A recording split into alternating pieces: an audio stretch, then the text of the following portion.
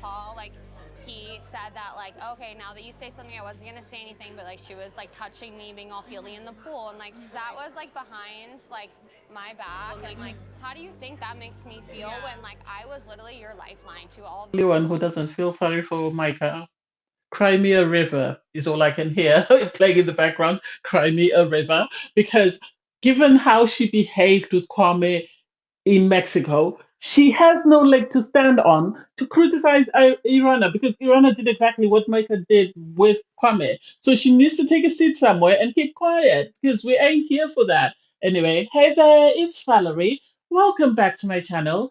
In this episode, I'll be reviewing Love is Blind, Season 4, Episode 6. If you're new to my channel, please don't forget to subscribe, leave a like and a comment. Okay, so the episode opens up with everybody getting ready to leave Mexico. The honeymoon is over, so it's back to real life and seeing how that goes. Um, I really liked Mexico. I think outside of the fact that there was that drama with Kwame and Micah, I really liked Mexico. You do have Zach meet up with Bliss.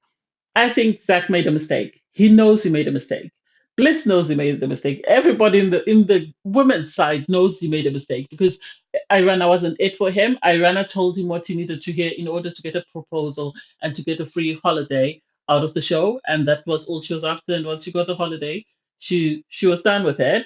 And so his conversation with Bliss, I think looking at it's not about Bliss's look. I think seeing how genuine Bliss was and how caring and loving she was, Zach was kicking himself. He was kicking himself because he realized he had made a terrible mistake.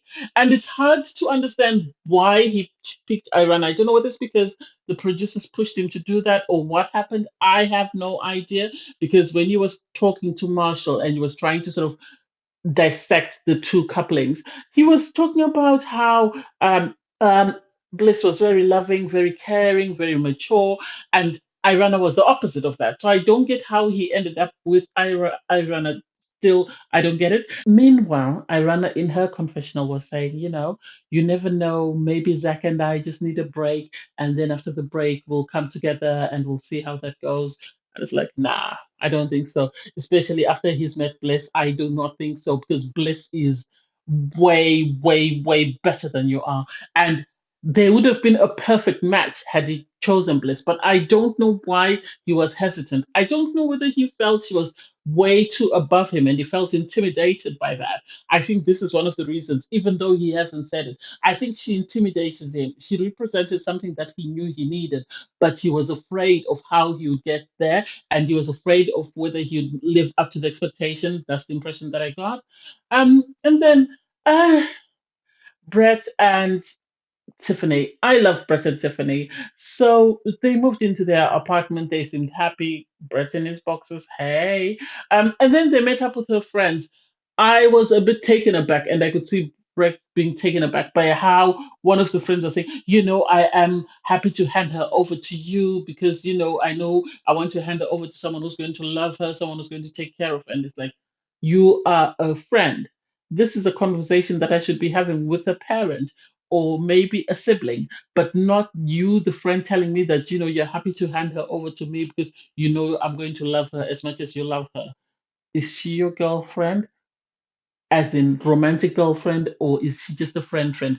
I didn't get that. And you could tell Brett was sort of taken aback with how the friend was going on about, oh, you need to protect her heart, you need to look after her, you need to do this. And it's like, that's a bit too much. Even the other friends were sort of just sitting there and just watching and going, what WTH? What the hell is going on? Um, and then Micah and Paul. Micah and Paul, for me, I still don't understand their attraction. I still don't get what they really like about one another. Obviously, they moved into their apartment. They spoke about the fact that they both work from home, although Michael will be working 100% of the time from home. Paul will be working 75% of the time from home, and they're sort of trying to understand how that would work out. I still don't understand that relationship. I still don't understand. I don't know whether Micah is genuinely interested in Paul or whether she's doing this just because she wants to continue to be on the show until the end of the show.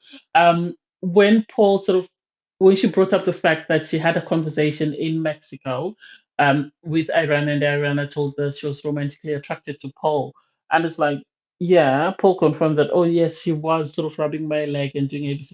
And it's like, oh my God, how bad is Irana? So she was pushing Micah to go to have these conversations, or encouraging her to have these conversations with Kwame, so that if Micah went out of the way and was with Kwame, then she could take Paul. That's the impression that I got.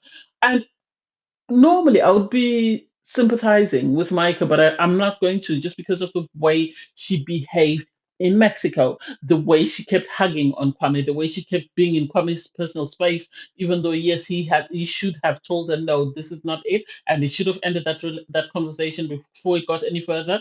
So I don't empathize, sadly, with Micah, and I never will. I know she had a meetup with Irana afterwards, and she was sort of commenting about how Irana could betray her when she was the link between Irana and the girls, because the girls couldn't stand Irana because of how she was behaving. And I was like, you have no leg to stand on. You have no leg to stand on. I don't even see why you're trying to scream and shout and make such a big deal, because this is exactly what you did. You did the same with somebody else's fiance. So you can't be offended that somebody was doing the same with your fiance. You need to keep it moving. Anyway, I digress. Then Marshall and Jackie. I love Marshall. I've said this before. I wish Marshall maybe had matched himself to someone like Bliss. Bliss comes across as very genuine. The problem is Marshall is only 26 years old, and so even though he saw some good qualities in some of these ladies, he might have felt that they're older than him, and this is not something that maybe he wasn't able to get over, and this is why he decided to settle for Jackie.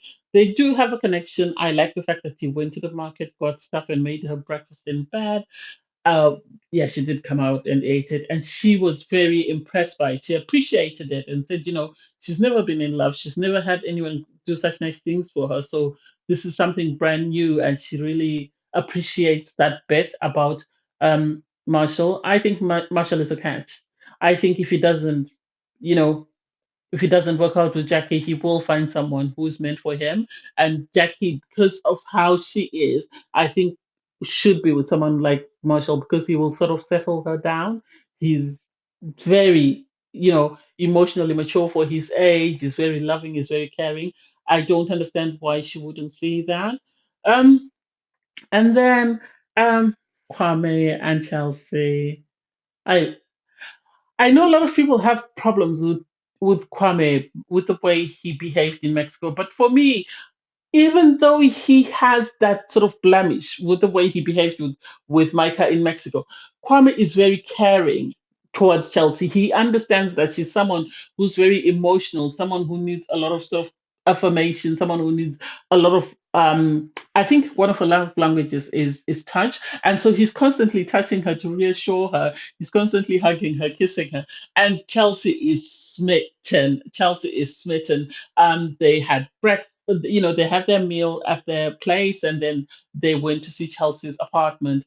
I like the fact that he was genuinely interested in her place and was asking her questions, because it was pink all over. And she explained that, she had issues with the previous partner because he was very controlling. And so she struggled with that. So when she moved into this apartment, this was her first time to decorate on her own and to sort of express herself. So she went all out in the pink. And Kwame was okay with that. And when she said, "Oh, are you okay with me bringing my pink?" And he said, "Well, I'll just have to make do." He comes across as, I think Kwame loves her. I think Kwame has feelings for Chelsea.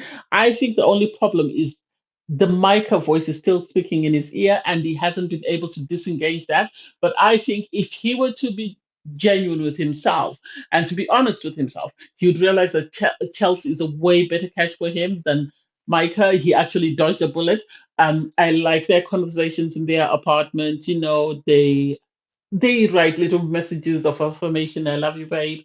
I like how caring they are, and the honest conversations that they were having, especially before Chelsea's dad came, because they had this conversation about how he would react, because Chelsea didn't tell him every single detail about, I think Kwame, and also she didn't tell him all the details about the process. So she was worried. You could tell she was anxious. I think Kwame was concerned that will Chelsea's dad accept the fact that Chelsea is engaged to a black man, or will or will he say no? My daughter won't marry you. And Chelsea, I think that might have been playing in the back of her mind that how will my dad react to me dating a black man and saying I want to marry a black man, even though she didn't vocalize it. You could tell the two of them were very shaken about it. They're very concerned about it.